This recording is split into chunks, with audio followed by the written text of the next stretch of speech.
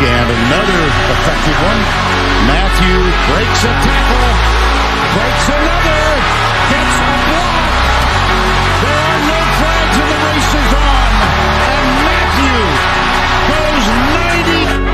Burrow with the snap. Here comes the blitz. Burrow steps away from it, throws, catch made! Justin Jefferson has it at the 38, racing down the far line, sideline, 10-5, touchdown Tigers! Another play fake by Burrow, and a deep strike, and an open receiver, Jamar Chase, another touchdown! Daniels pulls it, takes it himself, he's got the sideline!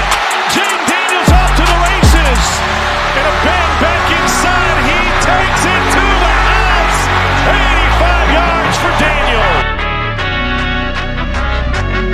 Go ahead and say it, Ed. Go Tigers!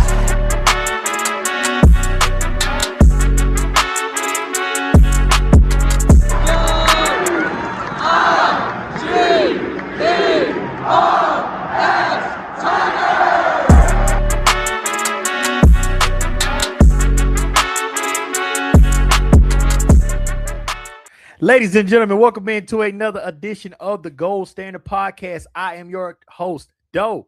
I'm so glad to be with you here on this great Sunday evening. I hope you guys had a great and wonderful week, and I hope next week works out even better for you. Before we get going, make sure you smash that like button. Make sure you hit that subscribe button. Make sure you turn on your notifications so you don't miss out on any of our upcoming episodes. The Geauxld Standard Podcast is, if you're an LSU fan, the best place for you to get your news, updates, and unsolicited comments from your boy. All right, ladies and gentlemen, this transfer class has come to a crescendo. We've reached the end. There may be a few give or take pieces added to the class here late, but for the most part, the hay is in the barn. The class is complete, and we're going to talk all about it here on the Geauxld Standard Podcast. Make sure, again, you smash that like button. Make sure you hit that subscribe button. Turn on notifications. Make sure you hop down in the comments and hit that like button, y'all. Make sure you let YouTube know you like this. That's the only way YouTube flushes this out to other people and let them know, hey, you may want to watch this person's video. So just hit that like button. Hit that subscribe button because there's no obligations. There's no money involved. All you do is just show your support for me if you like the podcast. If you like anything we say here, I greatly appreciate it, okay? All right, let's get to it. So we're going to talk about this transfer portal class, where we are now, from where we began. We're going to talk about some superlatives. We're going to talk about who I think are maybe some surprise commits, signees from the class that may end up being big-time players for you down the road. And then lastly, we're going to talk about my way too early starters for both sides of the ball. I'm going to project a full 22 starters on offense and starters on defense. So let's get to it. So when this transfer portal opened, I told you guys that I had no worries about Lane Kiffin. I had no worries about his abilities. I had no worries about him delivering on his promise and what he said he was going to do and him being who he is. I told everybody on my social media that he was the portal king. I told him why. All the people in the comments were saying that LSU doesn't have a quarterback. They got something now, don't they? LSU doesn't have offensive line. They just went and got the best offensive lineman in the portal. So things take time. We live in this microwave society where we want everything immediately right then. But I knew Lane Kiffin was going to be willing to make a point. I knew he wasn't going to get beat on anybody he really wanted bad because he wanted to make a statement and say, LSU has me. LSU has the backing. We're going to be a problem in this transfer portal and in recruiting for years to come. And he's delivered on that promise. I don't know how you say anything other than this transfer portal class is a massive success. There's some out there that say this transfer portal class is the greatest transfer portal class of all time. We'll dive into that a little bit later, and we'll talk about, like I said, some superlatives from the class. We'll talk about we'll give some grades for each individual group on what I think. And then, like I said, we'll give you that projected starting lineup. So shout out to someone over on Tiger Droppings who did me the favor This is Lester Earl. Shout out Lester Earl on Tiger Droppings if you're watching. He went and made he had a ranking, but it has all of the 42 transfer portal kids on there. So it has it readily where I can see. So we'll just briefly go through each one of these. And again, thank you, Lester Earl on Tiger Droppings. First time Tiger Droppings has made it to the Geauxld Standard Podcast, but it always starts with Tiger Droppings. So shout out Tiger Droppings, shout out Chicken. Okay. So obviously the big diamond of the class was Sam Levitt, quarterback from Arizona State. We didn't talk about, and I'll briefly get into it after this, but we talk about Jordan Seaton, who was the number 1 rated offensive tackle in the portal out of Colorado. We have Prince Will, the edge from Ole Miss, Jackson Harris out of Hawaii, Ty Benefield out of Boise State, Aluba out of Maryland, Devin Harper out of Ole Miss, Dylan Jones out of Wisconsin, Steph Green out of Clemson, TJ Daugherty out of Ole Miss, Trey Brown from Old Dominion, Hassan Longstreet from USC, Jordan Ross from Tennessee, Winnie Watkins from Ole Miss, Landon Clark from Elon, Fahim Delane, Ohio State, Malik Blockton, Auburn, Malachi Thomas, Pitt, Rod Gainey from Charlotte, Racine Guillory from Utah, Trey Wilson from Florida, Jalen Brown from South Carolina, J.C. Brown from Kansas State, Sean Tompkins out of Baylor, Achilles Woods from South Alabama, William Satterfield from Tennessee, Roman Mothershed from Troy, Stacy Gage out of UCF, Zach Grace out of Oregon, Traylon James out of Southern, Scott Starzik out of Arkansas, the kicker, Jaquan Sprinkle, offensive lineman out of North Carolina Central, Darren Stray, offensive lineman out of Kentucky, Tyree Holloway, wide receiver out of West Florida, Hayden Craig, punter out of Florida, Jamon Jones, offensive lineman out of Nicholls State, Malik Elzy, wide receiver out of Illinois, Jacoby Jones, offensive line out of Colin, JUCO, Josh Jackson, wide receiver out of McNeese State, Mac Mulhorn, long snapper out of Florida, Mason Dossett, safety prospect out of Baylor, and Theo Grace, who's a linebacker out of North Dakota. So those are all of your transfer portal guys. It's a count of 42 as of right now as I record this on Sunday evening. So amazing haul. Like I said, you can argue that this class is the greatest transfer portal class of all time.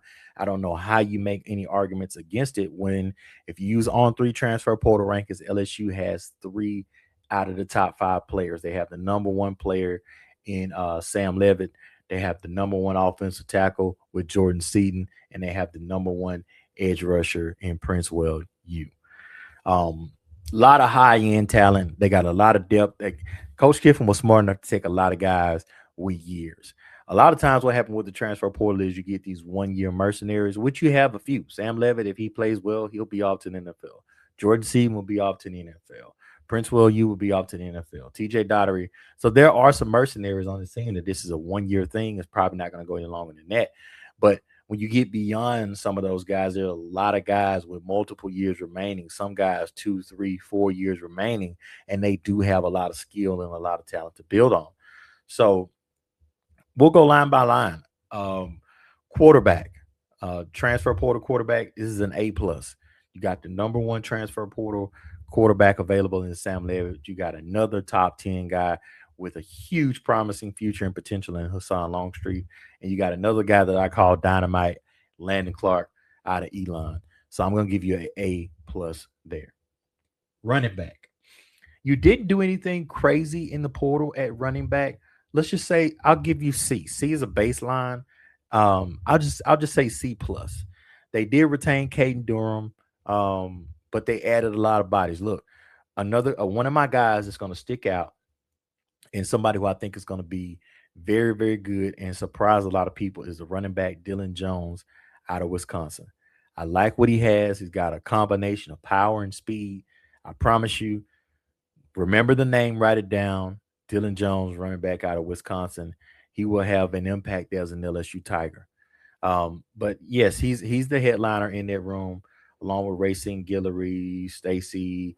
You got guys that were depth guys, and I think all of those guys have multiple years remaining meaning 2+ years remaining. So I'm going to give you a C in the running back room. Wide receiver, let's go B. I'll give you a B. Another one of my guys who I think will be a surprise is going to be Jackson Harris, wide receiver out of Hawaii. I think he's going to surprise some people. He's a big body wide receiver. He's a deep threat down the field. He's an explosive playmaker. Yards per carry. I'm sorry, now yards per carry, yards per catch, yards after the catch, yak. I think you see a very explosive passing game out of LSU next year because they got the guys proven track records that are big time yak guys. So I'm going to go B in that room when you say Jackson Harris, when you say Trey Wilson, when you say J.C. Brown, when you say Winnie Watkins. I mean, they got a lot of really good guys in the room. Nobody that necessarily sticks out right now as a alpha number one for sure, surefire, Malik Neighbors, Jamar Chase, Justin Jefferson type of guy. But that's why you have the offseason. That's why you have spring training. That's why you got camp. That's why you got all that stuff. And that's why these guys have the opportunity at a school like LSU that produces wide receivers to go out and prove that they're the next guy. So wide receiver, I'm going to give you a B. Offensive line. This was the one where everybody had their panties in a bunch. Everybody was crying and whining from the portal. Every time I posted on my TikTok, which you guys make sure you go follow me on TikTok. I'm always there. That's probably what I use the most other than YouTube. But people were in my comments every time because every time we had a commitment up until the last few, I posted it on my page. And you can go by and look at the progression. Like especially when you had all those receivers come and we didn't have a quarterback yet, it was, where's the offensive line? We don't have offensive line. No offensive lineman. Who's going to block for them? I'm like, guys, the portal is not closed. The portal season is not over. School has not started. Just relax and give this thing some time because nobody, when the portal opened on whatever day it opened, January 2nd, nobody thought that LSU was going to get Jordan Seaton because you know why? He wasn't in the portal. And we didn't hear anything about him being in the portal until the last few days right before the portal closed. So sometimes that's how these things work. So you really have to have patience. You really have to have some, stick-to-itiveness to just kind of ride this thing out and ride the wave. Don't be trying to get on Twitter and Instagram and TikTok or whatever and throw it in everybody's face. Just relax. The wins will come. And then you can do what you want to do, but just relax. I think everybody's running so fast to kind of point in everybody's face and say, yeah, that's why we got him. Yeah, that's why he's going to do it. When I knew he was going to do it all along, but it didn't happen the first 3 days of the portal. So you had some people started to get nervous and get antsy and get anxious. And I knew it was going to be a great portal class. I told you guys way before the portal even opened. Go back and check my podcast. Go back and check the episodes. Go back and check the reels, whatever. I said this was going to be, if not the best class, a for sure top 3 class in the portal. And I had no doubts about that before they had one portal commitment because Lane Kiffin is the portal king. Again, Lane Kiffin is the undisputed heavyweight portal king of the world. He's got the belt. He got 2 belts like Roman Reigns used to have back in the day, tribal chief. He's got both belts. He's got the Raw belt and the SmackDown belt. It's not even a question anymore. Lane Kiffin is the transfer portal, and Lane Kiffin is the portal king. But back, sorry about that diatribe there, but offensive line, you got the number 1 offensive lineman in the transfer portal. This has to be an A. Has to be an A on offensive line. You got Jordan Seaton, who's going to be a starter. Alu Ba, who's going to be a starter, in my opinion. Devin Harper, another great pickup. Sean Tompkins started at Baylor. You got a bunch of guys that you can mold. They really like the stray kid out of Kentucky. So I give that an A. When you go get the best offensive lineman available, I don't know how you can rate it anything lower, especially with the depth, years remaining that guys got, the clay sort of that this offensive line room has to work with. I'm going to grade it an A. And then we go to the defense. Defensive line, I'm including defensive line and edge rushers. That's an A+ for me. You got Prince Will you got Jordan Ross, you got Steph Green, you got Malik Blockton. How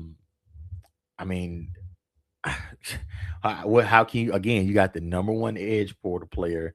You got good good defensive tackles in Steph Green and Malik Blockton, guys who played at Auburn and Clemson, schools known for having really good defensive lines. And you got the kid out of South Carolina. I can't recall his name, but he was really highly rated coming out of high school.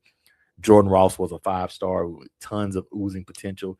Can't wait to see what Kevin Peoples does with him. We saw what Kevin Peoples did a couple of years ago with someone like Braden Swinson, who has sort of just tools to work with. So I can't wait to see what he does with someone like Jordan Ross and even Prince Will to a degree. So I'm gonna give you an A+ at edge rusher. Linebackers. Look, you only really brought in TJ Dottery. I know they brought in Theo Grace, but he's more like a depth piece. I'm gonna say not Theo Grace. That's the tight end of his brother. I mean, you got TJ Dottery, who was Ole Miss's leading tackler last season. You got a guy with experience. You got a guy that's been there, that's done that was on a playoff team this year, was a captain. At least a B+ there, linebacker, just for him alone, getting him alone, putting him beside Whit Weeks, pushing Devon Keys. I think that's a B+. DBs, I grouped them together. You didn't really get anything at corner, but getting Ty Benefield, getting Fahim Delane at safety. I mean, I'm going to say a B+. I'm going to be generous and give you a B+ there. Fahim Delane has a very, very bright future as a Tiger. His brother's going to be a first rounder. He's got the genes. He's got the build. He's got the explosivity, what you want at safety. And Ty Benefield is going to be a huge, huge piece to his defense in 2026 season. So I'm going to give that a B+. And then special teams, I'm not going to act like I know a lot about the kicker, punter, and long snapper, but I'm going to say let's just go with C. I said average. Let's just go with C. I don't know a lot about them. I'm not going to get on here and pontificate about special teams like I watch film on this kicker and punter and long snapper because I didn't. All right, so again, we talked about all the craziness, and there were so many moments in this transfer portal season from Lane Kiffin, from LSU that we'll remember. Let's talk about I just want to see which ones kind of stick out to me. Obviously, here at the end with Jordan Seaton sticks out to you because there's a lot of back and forth. LSU wasn't really out there on a lot of the other, highly rated offensive tackles, which, again, people were starting to worry. And then all of a sudden, you see Jordan Seaton go in the portal. And it said that it's going to be between LSU and Oregon. And then you hear Miami in there. And then Jordan comes on campus for a couple of days, and the visit goes well by all accounts. And then he goes to Oregon. And then you kind of hear message board stuff. You hear drama. You hear about an uncle being involved, and you got everything going back and forth. And you hear about, hey, for about 5 days, it's just LSU and Oregon and Miami, and we don't know much. And he's visiting all the schools, or he's visited all the schools, and everybody has just as good a shot as another. And then Lane Kiffin, he pulls the rabbit out of the hat by being able to secure this guy going up against. And, this is how you know LSU is serious about NIL. LSU was never in these conversations before with Miami and Oregon, Texas A&M, the schools like this, Texas, the schools that are big-time spenders. And LSU beat Miami and Oregon for a lot of kids this season in the portal. They beat him for Sam Levitt. They beat him for Jordan Seaton. Jordan Ross was another huge one. Even Fahim Delane was a huge one that didn't really necessarily come out of the gates as an LSU battle. So that lets you know how serious they are, because in an offseason, they've changed the whole perspective of LSU just being, getting somebody here and there to know LSU's going to get 3 out of the top 5 players in the transfer portal.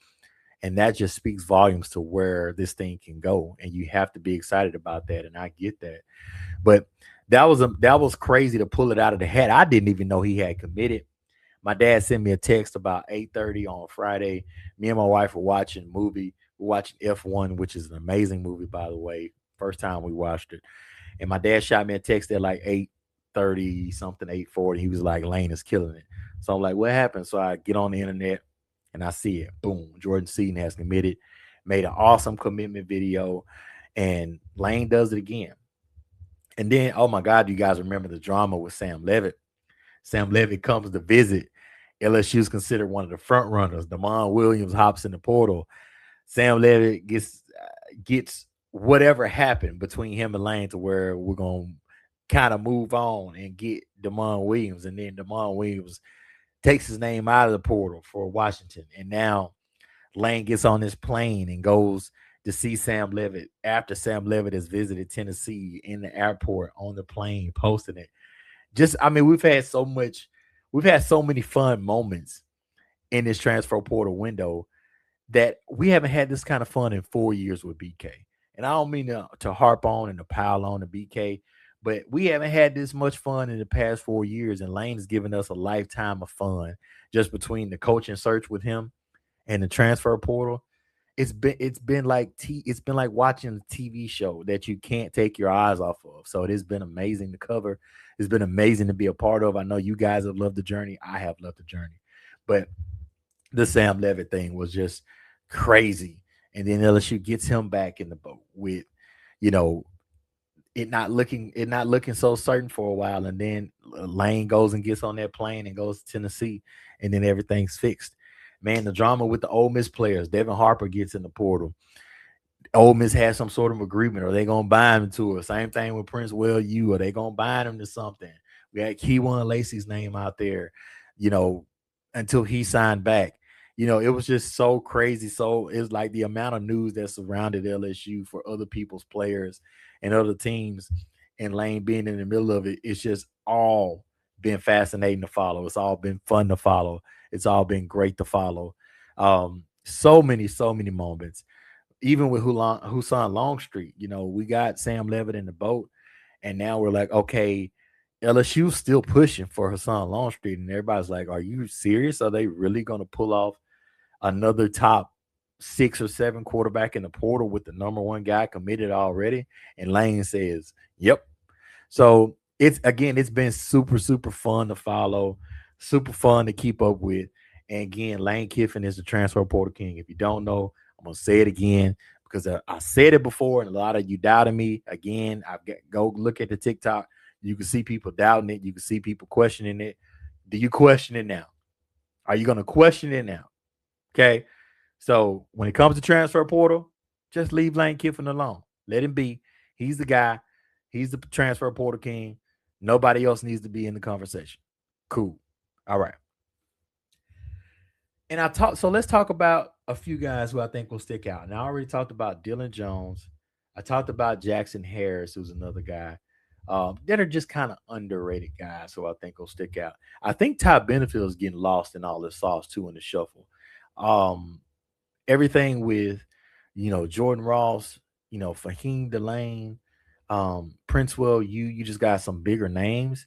But a guy like Ty Benefield, who had over 100 tackles with Boise State last year, very physical tackler, got a nose for the ball, kind of always around the ball type of player.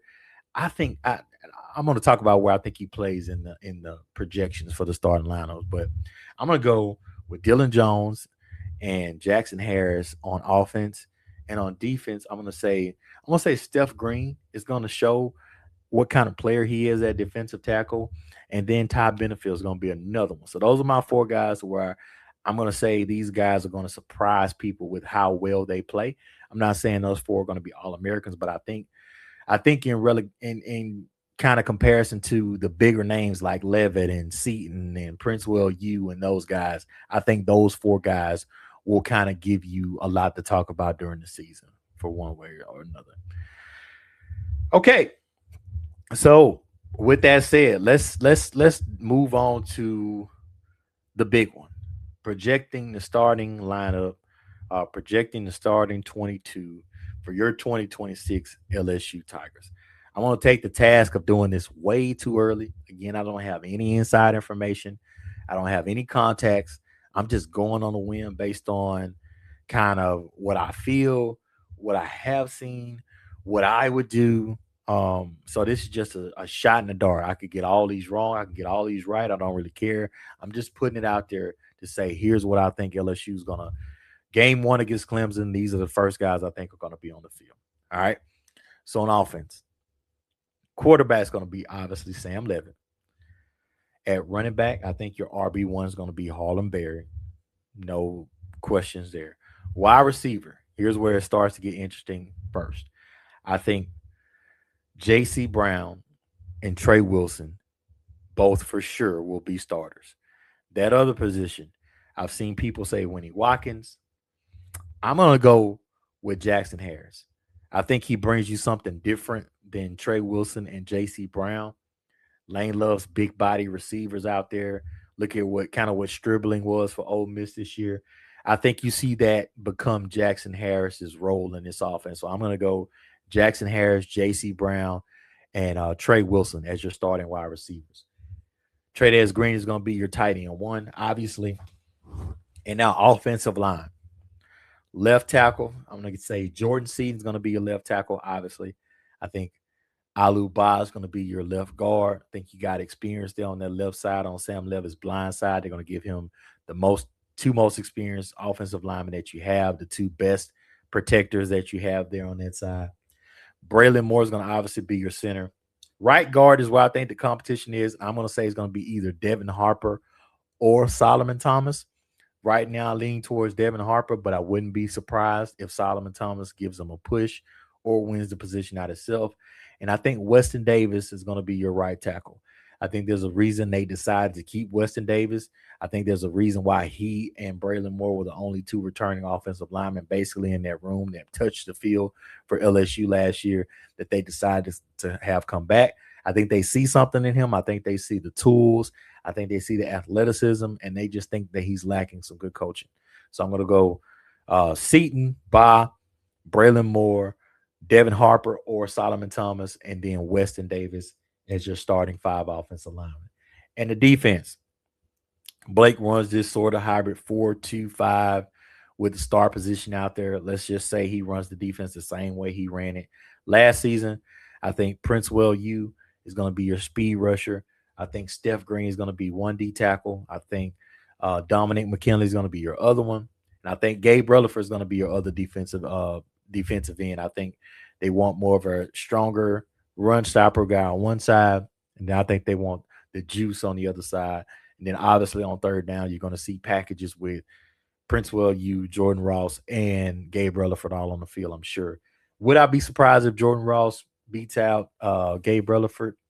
Not necessarily, but I think Gabe's going to be that I think they want that type of player out there along with what you get from Prince Well-U. There's going to be time and spots for Jordan Ross to make his impact, and I think he will. But I think as far as a starter on first down, I think you see Prince Well-U, Steph Green, Dominic McKinley, and Gabe Rutherford. And then your 2 linebackers, I think it's going to be Whit Weeks. I think it's going to be TJ Daugherty. I don't think it's going to be Devon Keys. Nothing against Devon Keys, but I've been saying that I think you need a little more speed, a little more athleticism, a little more juice at that other spot beside Whit Weeks, and not just have basically all on Whit Weeks out there. They like some of the young guys in the room, the Tylen Singletons, the Charles Ross, Jaden Breaker's another one that they really love. But I think as far as starters, you see Whit Weeks and you see TJ Daugherty. And then the secondary, obviously DJ Pick is going to be your CB1. PJ Willen is going to be your CB2. I think for me, here's where the star is where I'm confused because I don't know if LSU wants to use a nickel or if they want to use that star role like they used with Harold Perkins last year.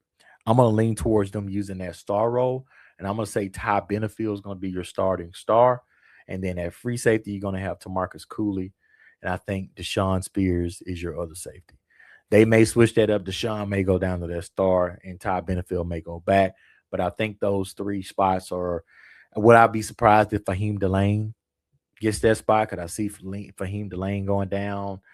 I mean, those 4 guys are going to play a lot. Fahim Delane, Ty Benefield, Deshaun Spears, and Tamarcus Cooley. They're going to all play a lot at safety. But I think they go with the star role. I think that's Ty Benefield's spot. And I think you see Tamarcus Cooley and Deshaun Spears with Fahim Delane rotating in a lot is what I think you see. So there you go. There's my starting 22. I'm sure we're going to look down the line and see that I was very wrong about this. But, guys, the transfer portal season has closed. What are your thoughts on this transfer portal class? Do you think this is the greatest class of all time? They got 3 top 5 players. I don't ever really remember another school in the transfer portal era getting 3 out of the top 5 rated players in the class on the same team. Do you think this is one of the greatest transfer portal classes ever? How are you feeling now that the transfer portal has wrapped up? Are you taking a woo side? Do you feel better about things? How are you feeling now that Lane Kiffin has delivered on this promise of being the portal king and LSU has delivered? Shout out to LSU. Shout out Lane Kiffin. Shout out Verge Osbury. Shout out to all the money people who made this work. Look, LSU spent a lot of money to try to be successful. They got rid of BK and paid him $54 million. You paid Lane basically another $100 million. You paid an entire offensive staff. You made Charlie Weiss Jr. the highest OC. You made Blake Baker the highest DC. And then you back it all up by giving Lane anywhere from $30 to $40 million plus in NIL money to go reshape this team in his image. So shout out to all the people involved with the LSU situation, with the money situation. The administration led by Verge Osbury done an amazing, amazing job. So guys, let me know what you think down in the comments about this transfer portal class. Again, make sure you smash that like button. Make sure you drop a comment. Make sure you turn on notifications so you don't miss any upcoming episodes from the LSU Geauxld Standard Podcast, where we love purple, but it is all gold, baby. We are your number one place for LSU news, updates, and unsolicited comments from your boy. Ladies and gentlemen, I hope you guys have a fantastic night. Again, have a great week upcoming, and you know how we do. Tell them that I said play Nick. Peace.